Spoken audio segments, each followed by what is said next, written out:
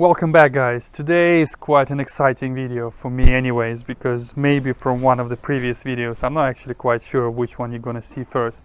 Probably remember our efforts of trying to set up my race car by hand using all the strings and toe plates and stuff. I mean, it worked great. Visually it was good, and at Bedford obviously it was working okay, but today we have something special. We have actually the professional. That's a good one! All square chassis set up. We're gonna do a full geo corner weighting and everything. Quite excited to learn how it's done properly using strings and everything. And actually we will probably find out, not probably, most definitely we'll find out a full weight of this beast loaded with me inside. Spoiler alert, not as light as you think. All right, let's put some things around it and measure the baseline. Hi, I'm Chris from All Square Wrap and Ride. I'm here today doing Ilya's Clio. It's a pretty crazy car. It's quite impressive to come and see it this morning. Good to get out here to do it at last. So basically I'm just measuring the floor to start with, making sure we've got a level surface to work on. Then all of the settings and all of the numbers we read from there, we can see how accurate they are.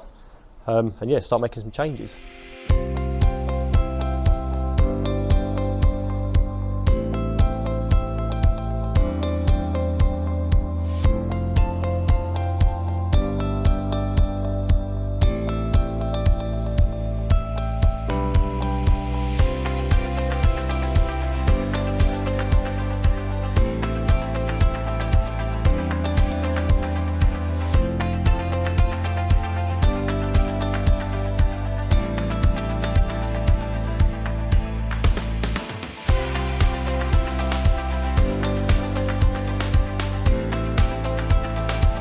For obvious reasons, we're not going to reveal all the secrets, because if you want to get this done, you obviously have to book a professional, and that's what I've done. And you know me, I like to do all of my own stuff anyways. But yeah, years and years of experience, you can't really gain that in 5 minutes of YouTube watching. So I'm not going to reveal all the steps and all the sort of settings, unfortunately. But yeah, the basic one is you check the floor. It has to be as level as possible, and I've been just told that apparently mine is better than 90% of the surfaces they work on. So yeah, Rusky can build a garage anyways. So yeah, first is the floor, make sure everything is absolutely level, and then we put the turntables under the wheels, and we can check the initial setup that we've done with Joe and Rob a couple of weeks ago. So at the moment we're putting the car up on the floating turn plates. You need to use these, otherwise you get a lot of friction between the tyres and the floor and nothing settles. The suspension and the steering can't settle properly. So at the moment they've got on the turn plates, everything can settle to where it needs to sit, and then we can start checking the car start and the camber and seeing what adjustments we need to make. 20 minutes later. I mean, I don't want to sound like I know it all, but I guess I just got lucky. Let's call it luck. So those are original settings. That's basically what we achieved last time me and Joe and Rob were doing it, which is really close. We were planning to do camber at 2.5, and it's at 2.3, and 1.413. That's our, actually, what is it? 1.3, what is it? That's rear camber, negative rear camber. Okay, that's negative rear camber, which we didn't really set up, but that's from the measurement, that's what we got, and that's why we didn't really change the shims, because we were like, let's not touch it because it's close enough. Caster 4.4, 4.2. I thought it was 4.5, but maybe because they were 4.4. I mean, again, I'm not a professional, I don't really do it day in, day out, and the man himself said he's quite impressed because it's quite close. More than normal, yeah. It's more than normal. Yeah. So yeah, Rusky can. Done a good job. Yeah, well, I mean, I'm trying to. Business. Yeah, trying to come up with a new hashtag. Rusky can set up. No, I'll come up with something and put it in the description. Anyways, now we're putting the party piece, the main bars that actually support the strings. I'm actually quite curious how we're gonna put them all on the front, because there's not much metal or anything to hold them on to. I found the fact there, looks good to me. Yeah, so far we think that we need to increase the camber on the rear ever so slightly. I mean, remember, this is not your normal Clio, so whatever the settings we're using on this, please don't copy from your video. I know how some people do get inspired by what I do and they want to like, oh, we want to do the same. Please don't go for these settings, because this is definitely doesn't handle like a Clio, because the whole front suspension is totally different, and I have a lot more aero and stuff like that, and it's wider. So for your own reference, please use them as you will, but yeah, just bear in mind every car is different. And the diffuser actually really helps in this location, because it spaces the thing out from the bumper, and that's what you want.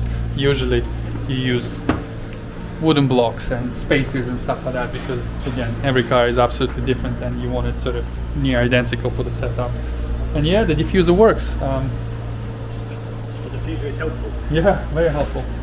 So yeah, we're almost at the point where we can start measuring, because again, with things like this, because it's all sort of done with quite precise, down to millimeter sort of measurement of angles and sort of length and stuff like that, the setup is the most important thing, and that's why the first 2 hours, at least 3 hours maybe, takes to set something up, because your final figure, the final job, is only as good as your initial setup.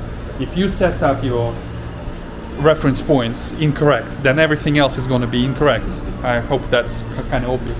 So that's why extra attention has to be paid into setting everything up, so it's all square, it's all absolutely straight and dead on. And we're getting there, and soon we will be able to measure all the toe settings and tomorrow for sure. so like I mentioned before, the previous settings we've done ourselves were pretty good. I'm actually quite surprised it was like that. But we are changing slightly the camber on the rear. So we're adding two minute shims. They're 2 minute shims, right? 20 minutes, so about That- a third of a degree. Yeah, so they're two notch shims, 20 minutes. You can probably tell that I'm not really an expert in all of this minutes and setup and stuff like that. That's why you pick a professional. You don't actually do everything yourself. Well, you do if you're rusty, and you can actually get a pretty decent result. Haha. But yeah, so the rear, this side is done, 20 minute shim, just to increase the camber a little bit.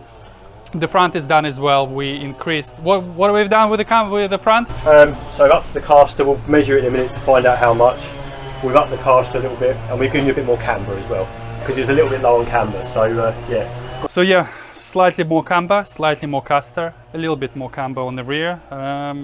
Yeah, now we have to do the other side, measure again, and hopefully don't have to do it again on either one of those sides. So, you know, one of those one-shot wonders.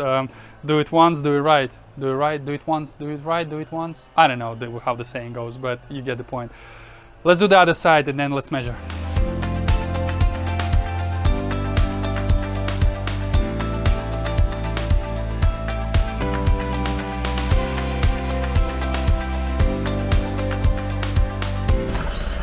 We're getting 0.1. See what the other side's doing. Might have to go a bit more on this one. We want what, 2.5? Yeah, we're after 2.5.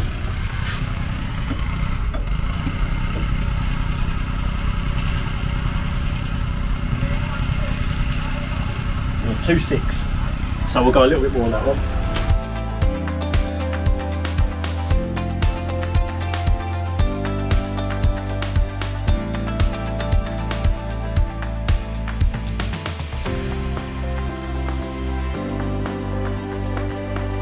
So now we gained a bit more caster and camber at the front. We're fairly happy with how it turned out at the front. We'll still need to measure camber one more time when we do the toe.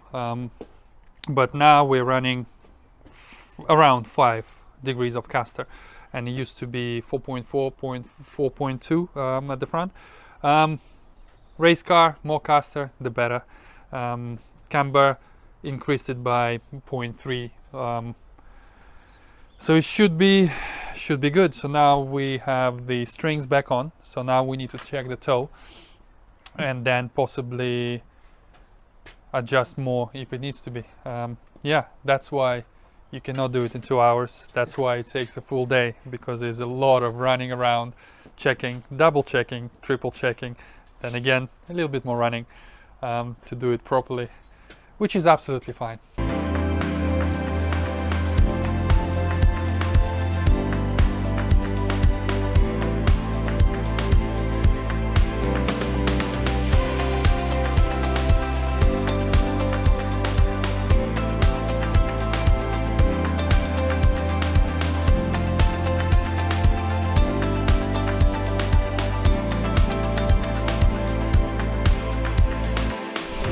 Okay, so we've just finished the geometry setup on Ilya's Clio. We haven't done anything drastic. He actually quite liked the car how it was. So from a setup point of view, that actually makes my job really hard, because normally if it's oversteering or understeering, it's quite easy to second guess a change to make.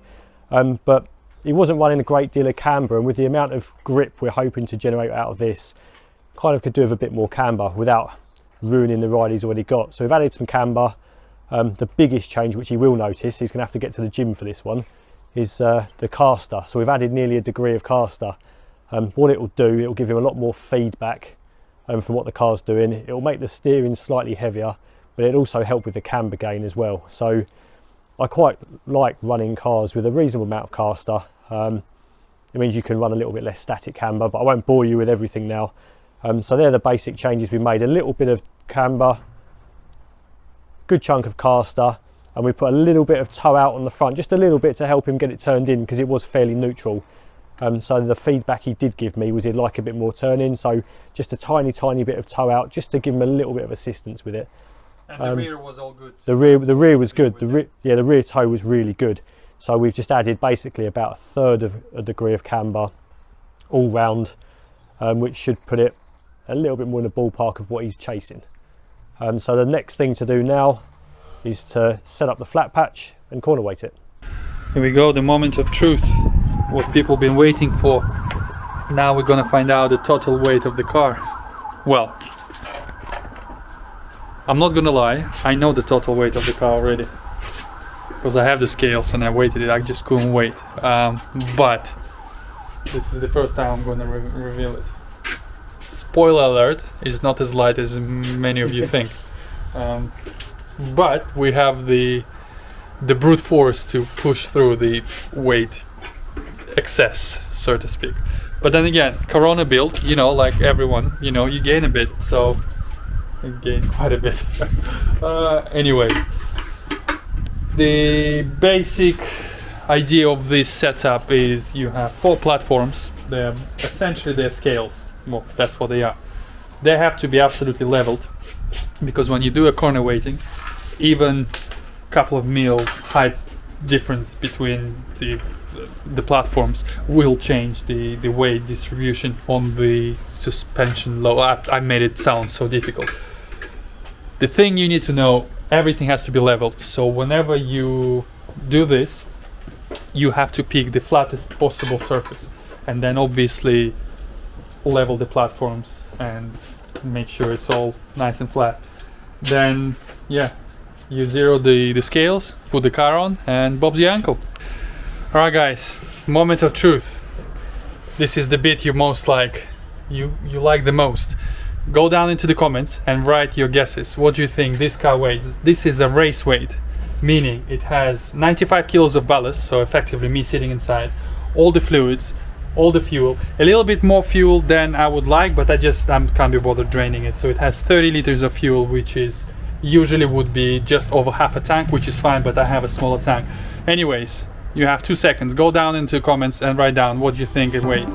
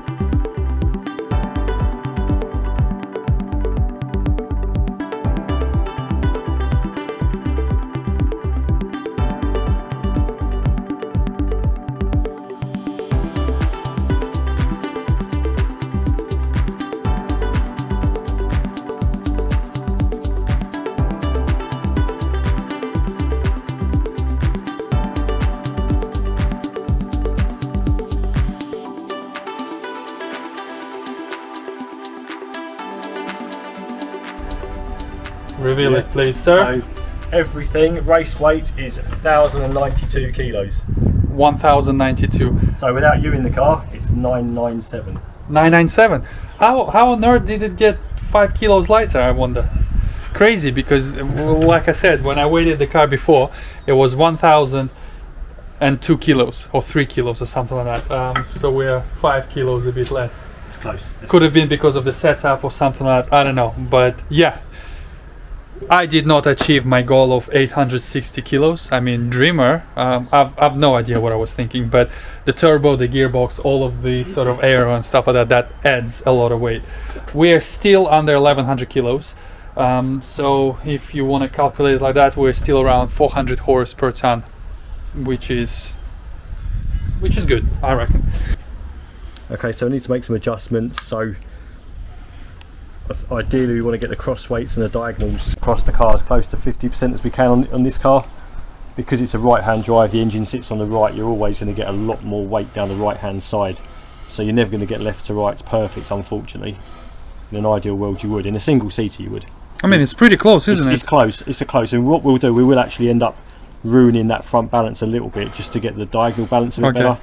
If it was a single seater like Formula car with a driver in the centre, engine in the centre, you'd be trying to achieve, you know, perfect balance on the axles. With a tin top car with driver and engine over to one side. It's not a tin top anymore. So with a Kevlar top, car with the engine and driver on the right, you can't achieve that. You can get close, but you can't get it perfect. Yeah. So we'll try and get these diagonal and cross weights as close to 50% as we can. But from your experience, I mean, what those figures you're looking at, is it good starting point? It's a good starting point. There's not even 2% in it. So yeah, just a bit of a tweak. We'll have a bit of a play, and then we'll see what it comes out to. So you're saying all my sort of weight distribution balancing of putting the tank in the rear and the sort of it was needed. Moving things to the left and stuff like that. So it was needed, yeah. It was needed, yeah. The more you can do that on a car like this, like I say, with everything on the right hand side, the more stuff you can put on the left, if you're allowed to, the better. Okay, so we've corner weighted the car now. It didn't take a lot. We were only like a percent, 1.5% out. We've actually got the left to right really nice, front to rear, just under 65 on the front, which for a Clio is pretty good, and the diagonal is bang on 50%. I was just telling Ilya a little bit of corner weighting 101. When you make an adjustment to a corner, the way corner weighting works, if you add weight, let's say to this right rear corner, if you make a change for that, you will also add weight to the left front corner. But by putting weight on those two corners, you take weight from the right front corner and the left rear corner. So when you make an adjustment you need the scale set perfectly and the flat patch set perfectly first. But when you make an adjustment, you have to bear in mind the knock-on effect to the other corners when you do it. So the first one you ever do, it take a little bit of fiddling and a bit of messing around. But after a while you get used to them, and you know that if I add weight to this one, it'll add weight to that one, and you get a rough idea of what to do. Now this one, we've got it done really quickly, it's bang on 50%. So this car, diagonally now, is set exactly 50% cross weight and diagonal weight. So we're done. That's Ilya's car done. It's a good car, it's been a really good car. He's actually done, I don't want him nicking my work. If he sets up on his own, I'll be screwed, because he's actually done a really good job of this. He has done a very good job. It was very close to start with, so it's just taken tweaking here and there. Eventually. All right, guys, so we're done. I'm very, very happy. Chris done an amazing job. If you don't know All Square Wrap and Ride, they are a mobile service. They come to you, providing you have enough space and a flat enough surface, but they can obviously walk around it. Yeah, extremely happy. All the corner weighting is done, all the adjustment is done, happy with toe, camber and caster. So hopefully next time we go for a test at Brands on the 10th of June, it will be much better than it was before. Not to say that it was bad before, but hopefully it will be much better. Also, what Chris does, he does truck support, so you can book him for essentially a full day at any track in the UK, well, within reasons obviously, and he'll be there for you to help you with your setup. And I'm planning to book him for Snetterton, most likely somewhere around July, depending. The man is very busy, and the thing is kind of broken. But yeah, that's another reason to hire a professional with you, so they can actually help you set up your car properly, so it handles the absolute optimal. As always, guys, thank you very much for watching, and I'll see you in the next one. Bye. By the way, all the links to Instagram and where to find this guy, I'll leave down in the description. Don't forget to subscribe, click like if I didn't say that before, and I'll see you in the next one. Bye.